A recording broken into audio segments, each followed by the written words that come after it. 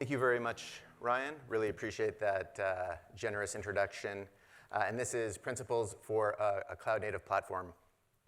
Just to introduce myself a little bit, my name is Everett Toews. I know last name looks nothing like it sounds. I get all kinds of funny pronunciations and misspellings. It's all good.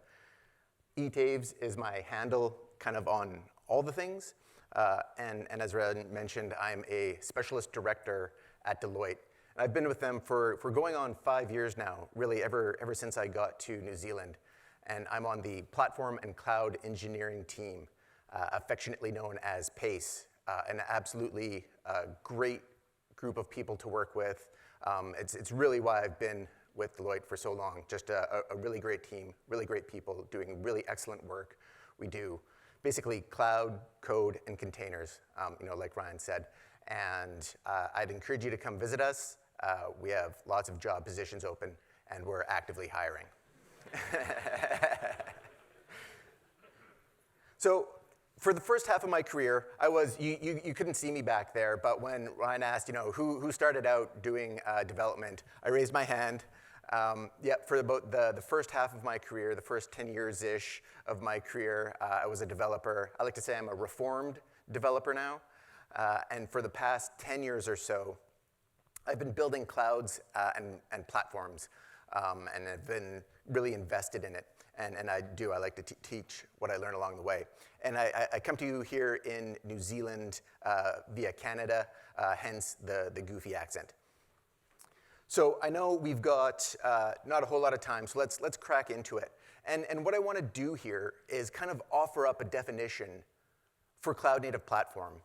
And really, there's probably nothing too radical in what I'm introducing here. That's not the intention. The intention here is to kind of do a level set for the rest of the summit, right? So we all kind of get on the same page on, at least one offering of a definition. So here's what we're going to build for the next 20 minutes or so, right? This is going to be the cloud-native platform we build. And you're going to see during the other talks today, a lot of these aspects, a lot of these principles are going to come up in the other talks. Naturally, people gravitate towards, oh, hey, here's our offering here, here's our offering there. And that's natural, and that's all good. What I'm trying to do is build up a context for us so we're all on the same page. Now, this is a definition that I've been working on for the past decade or so. So I'd like to get it right. I've been refining it. Now, every word is packed with meaning. So, hopefully you've had your first cup of coffee and you're ready to listen. And it'll be the one and only time I'm reading verbatim off the slide. A cloud-native platform is a self-service internal product fit for purpose to accelerate releases that get quality features, fixes, and security patches into production reliably. It's an opinionated composition, reliant on an evolving mix of culture, product management, security, automation, the foundational technology, data, observability, developer experience, and support to be successful. These are the principles. Everything that dev, sec, ops, and test do on the platform is in service of getting releases out to end users and getting feedback. The value is increased efficiency, reduced risk, and accelerated innovation. So there it is. It's a mouthful. I get it. But we're going to unpack it during the rest of the presentation. I do want to point out a couple pieces here. We've got this one user group, DevSecOps and Test. Those are our engineers who are building workloads on top of the platform. They're the users of the platform, right? But I really don't want to lose sight of our end users, the people we're actually delivering the value to, But in terms of a platform, our user community are the engineers and the teams actually building those workloads. Okay, so the principles and the practices that support those principles for building a cloud-native platform. Let's start with the people who actually build it, right? You can't say enough about the people you work with. It's so important. And you really want to develop a good culture, maybe a good engineering culture to be a little more specific, right?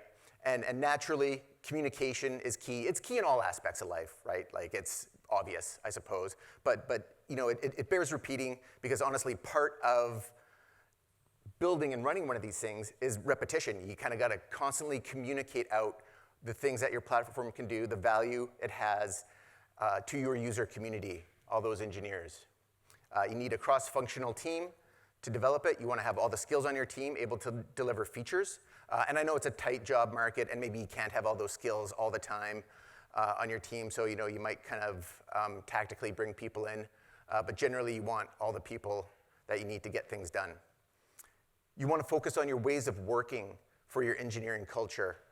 This spans from whether you're doing Agile, Scrum, Kanban, what have you, to remote working. How do we work remotely? Spend some time thinking about that, actually being explicit about how you work remotely, all the way to the really technical nitty-gritty bits. What's our branching strategy? What's our code review strategy? How do we agree on what good code is? Really important stuff to bring together. Learning, the cloud-native ecosystem, super fast-paced, right? Things are coming out all the time. It's really hot. So you really want to, if you can, give your people time to deliberately learn, to focus on learning, not just the kind of some of the crazy on-the-job learning that we all do from time to time as we get new stuff thrown at us. And so what you're doing is trying to build like some of that psychological safety into your team so people feel free to do their best work, right?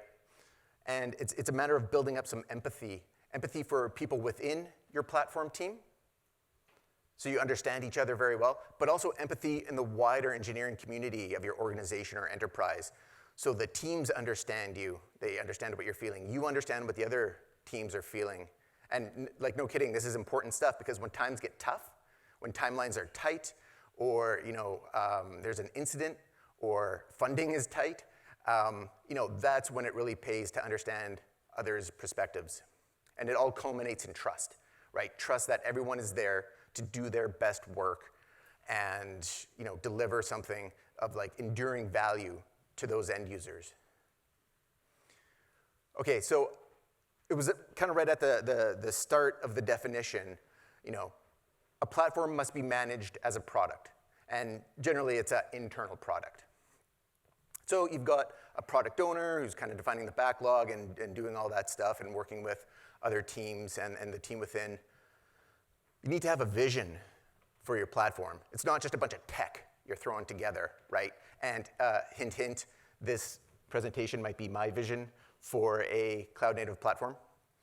And you need a roadmap to get there, right? How to actually go from A to B to C and in what order. One that gets often missed is actually having a business case so you're able to kind of really effectively communicate the value of a cloud-native platform, because oftentimes, the further you get away from the tech and you're talking to the business, the value of such things isn't necessarily understood. Because you want them to understand you've got a lower total cost of ownership with these kinds of platforms where you can develop a common capability and some shared services and kind of get everyone working on the same page effectively. And ultimately, you also have to understand that you're probably not the only game in town in your organization or your enterprise, right? There's other platforms out there. You're going to have your Oracle, you're going to have your, who knows, maybe you're even running SAP or something like that, or what have you. You're not the only platform in town, so you got to play nice with all the other platforms. Okay, so let's get building, right? And we have to start with security. A platform must be secure. You need to engage with your security team early and often. It just pays massive dividends. Super, super important, right? Every time I've done it, it's just gone really well. It's that old chestnut of, okay, take them along for the journey, because when you get to the end, It's so much better. You've got a much more secure solution. It's that shifting left of engaging security. And then all the practices around, kind of the nuts and bolts of actually securing a platform, authentication, authorization. You want to have good role-based access control. You're following principle of least privilege. All the standards you might have to adhere to, whether they're government or financial or whatever standards you need to adhere to in your industry. Good secrets management. Please make it easy to store secrets securely. Otherwise, they will wind up in the wackiest places. They'll wind up in Confluence pages or whatever documentation you're using. They'll wind up in code. So just make it really easy, a nice smooth path for your engineers to store secrets. Certs are still super easy to get wrong, and you wind up with an expired cert somewhere, so you need good cert management. Understand your attack vectors. Lightning talk yesterday around supply chain attacks. That's can be a really crippling attack vector. You need to understand stuff like that. And ultimately, you're enabling good application security. Automation. Start with automation. Your platform needs to be automated. It's so easy to get going manually these days, but once, if you get too far down that path building something manually, you'll have, and you've actually delivered it, it's hard to put the genie back in the bottle. So automate, automate, automate. Around the provisioning of your infrastructure, the provisioning of your platform, anything and everything. Automate everything you absolutely can. I know it's not always possible, but that's the gold standard. All your configuration management needs to be automated. And you want to be able to build on-demand environments as much as possible. If you can build out your platform entirely from code on demand, that's great. But the environments running on it, the software development lifecycle environments that you actually run, that host all the applications for your workloads, for your engineers, if you can provide those on demand, it's amazing. Deployment. This is like any other, I consider platforms like any other software product. So you deploy them like you would any other software product. It's just code, right? You release it like you would any other software product. Hopefully, if you can get to a place of kind of continuous deployment if your organization is amenable to such things. Or you might have kind of more, let's say, stringent release management process where you need to adhere to some rules and you just get on with it and release at the cadence that the business is capable of handling. You got to version everything. That's just a table stakes kind of thing. Pipelines to roll everything out. Just like any other software product needs pipelines, your platform needs pipelines. And freaking ship it. I so often see, teams just crippled by analysis paralysis, and they're frozen in place. I just get it out there, ship that code, merge that request, and get working software in the hands of your users, right? Those engineers using the platform. If you're not getting working software in the hands of your users, you are not doing your job. Okay, let's build out the foundation of our cloud-native platform. Typically on some infrastructure, maybe it's cloud infrastructure, maybe it's on-prem infrastructure. It's all good, right? We can build these cloud-native platforms really kind of anywhere, which is really remarkable. I always like the term, cloud-native platforms as distributed systems for deploying distributed systems, right? In this microservices world, we're building distributed systems and we're deploying them on distributed systems. So it's turtles all the way down. Spend some time on networking. I'm an advocate of just enough design, but when it comes to networking, how about just a little bit more design?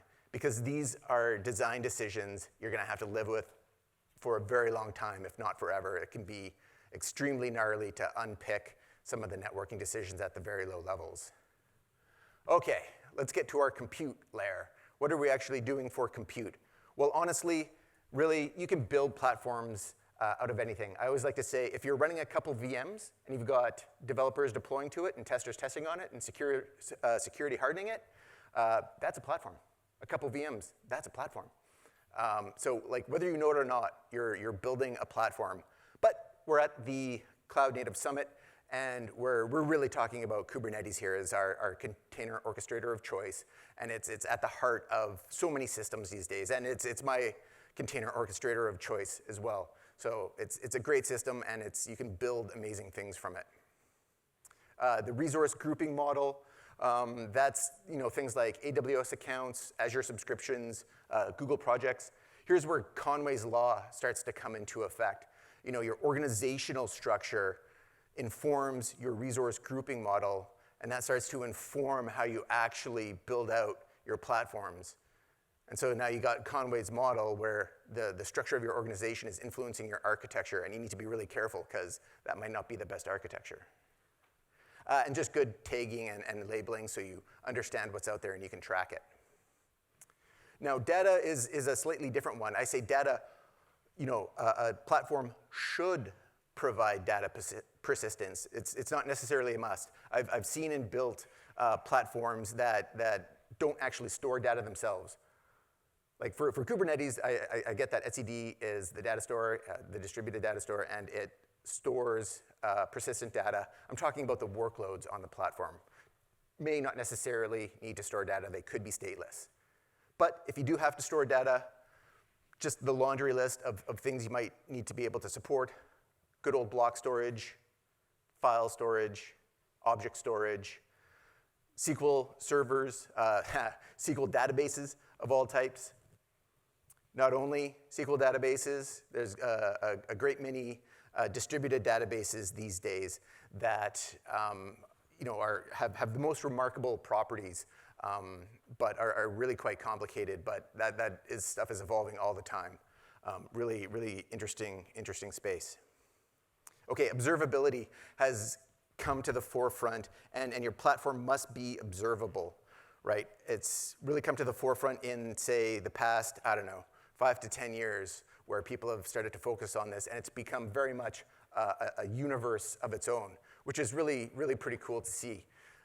We've always had to deal with lots of logs, right? It's the fire hose, and we're always ingesting logs, but now we've got this tooling that can help us do that and actually make sense of it, and put structure to it so we can understand what's going on. Tracing, great tool for understanding what's going on, and where things have gone wrong, what's taking the time, where the bottlenecks are, and how you can start to alleviate some of those bottlenecks and find the next bottleneck. Good old monitoring. This is your stock standard resource utilization stuff, understanding kind of your performance characteristics, and also how things work under load. And capacity planning is honestly still a thing in a lot of places, if not cost capacity planning. Like I said, you need to understand your performance characteristics, your baseline performance characteristics, what you need to handle, and then, being able to handle those great big spikes in terms of load. And measurement. So this is one where I like to put measurement in here as well. And here I'm thinking of the metrics, kind of made popular by the Accelerate book, around deployment frequency, lead time for changes, mean time to recovery, and change failure rate, right? Those measurements, those metrics matter as much for your platform as they do for the workloads running on top of it. So good to track and good to understand where you are and where you're going. You need to provide support for your platform, of course. And I always say the best support you can provide for your platform is the support you don't have to provide at all. Just by being production ready and having a really resilient system that can take a bit of a beating before it actually goes down and you incur downtime for yourself or the workloads running on it, right? You got to be able to upgrade. You need a good upgrade story without interrupting any of those workloads that are actually running on you on the platform. General maintenance, there's a whole ton of stuff in here, and it could be very particular to the workloads you're actually running on the platform. But you do need to do regular stuff like backups and security patches, things of that nature. You want to have a good support model around your platform, right? You want to make sure all those pieces, all the pieces here are well taken care of. It can actually be fairly complicated, particularly in multi-vendor environments when you've got numerous people kind of invested in the platform and how it runs. Good old alerting, yep, absolutely necessary. You need to be able to understand when your platform is having problems before your customers do. Or at the very least, the same instant you get the call or the email, you're getting an alert that something's gone wrong. That's kind of table stakes there as well. So when there is a problem, you can handle it. You can handle that incident in a well-structured way. And you can also provide other things like status pages to kind of give an idea of what the health is of your whole platform. Okay, so we finally get to developer experience. Save the best for last. This is a subject really near and dear to my heart. So for a platform, kind of one of the things that you can kind of almost prove out that you've got a good developer experience is that people are able to onboard themselves, right? It's that whole onboarding process. If they can self-service the onboarding process for themselves or their workloads, that's really good. You're in a really good spot. Tough to do, especially when you're building out a platform for the first time for a new user community. So some hand-holding is certainly warranted. Just kind of that user education that you need to go through initially to kind of start communicating out all the knowledge that everyone needs to build and run their workloads on your platform. Because you're trying to provide a smooth path, right? You're always trying to provide a smooth path, so you're constantly smoothing it out so that people can get on board that much easier and their workloads run that much smoother. I like to term pipelines as the primary interface to your platform. So if you've worked with things of this nature before, you'll understand that, what's the thing that's kind of most running on the platform all the time, that's grinding away, hitting the platform APIs, running unit tests, building environments, deploying workloads, et cetera, et cetera, et cetera. It's the pipelines. The pipelines are constantly running. So you want to spend a good amount of time understanding and smoothing the path for your pipelines and getting good patterns for them so that your user community can just adopt those patterns in their pipelines and get their workloads running out seamlessly. And you can provide it with good documentation. I'm a big believer in docs. Got to be strong on docs. And beyond just RTFM, right? You want to provide docs that are tailored to your user community. Remember, the platform is fit for purpose. And then you can provide some of the niceties, like your own APIs on top of your platform, if you've got that kind of level of sophistication on your team, other tooling, CLIs, SDKs, things of that nature, even chat bots. That's kind of next level stuff for a lot of places. And help is a kind of a funny one. If you want to scale your support, if you want to improve your developer experience, you actually, in some sense, need to train your users how to get help. Getting help is an art, and actually asking good questions is an art. And so you can provide some guidance on how developers can, help themselves by helping you. Okay, so we've got a minute to wrap up. I know there's no Q&A, but I wanted to ask one question. What's the one term that I haven't used yet in this whole presentation? And that term is DevOps, right? And I get that DevOps, is these days kind of about a lot of the whiz-bang technology, typically around CI/CD, but you can DevOps anything these days, right? All about the automation, and that's great. That's cool. In fact, I think it's good for the community that they've got that way to kind of get the message out. But for me, DevOps is more a way of working, right? It's about that systemic look at everything. So it's not just the platform, but it's your user community around it, the culture around it, engaging the business, engaging security, engaging all those stakeholders that actually, whether they know it or not, depend deeply on your platform, right? And so it's a holistic way of thinking about these sorts of cloud-native platforms. Thank you very much. That was my principles for a cloud-native platform.